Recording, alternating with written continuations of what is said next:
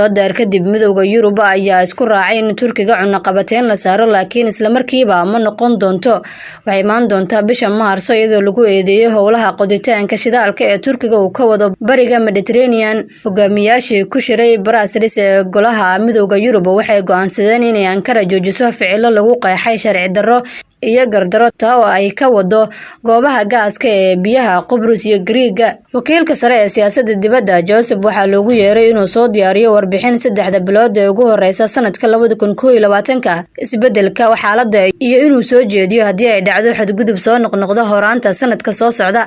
Haddii Ankara ficiladeeda ay bedeli weyso waxay sameyn doontaa cunaqabateynta shakhsiyaadka sare ee hay'adda Turkiga. Waxaan xiriir qoto dheer oo siyaasadeed iyo mid dhaqaale aan la leenahay Mareykanka iyo midowga Yurub labadaba oo labada dhinac midkoodna uusan iska indhatiri karin ama uusan dhab ahaan halis ugu jirin inuu lumiyo ayuu yiri madaxweynaha Turkiga Rajab Tayyip Erdogan. Tixraaca Mareykanka wuxuu ku xiran yahay cunaqabateynta Mareykanka ee saaran ganacsiga Ankara iyo Moscow ee la xiriira iibsashada nidaamka difaaca cirka ee Ruushka. Si kastaba ha noqotee dukumiintiga golaha Yurub kuma jiro cunaqabateynta hubka ee laga iibiyo Turkiga. Waa tallaabo ay muddo dheer ku baaqday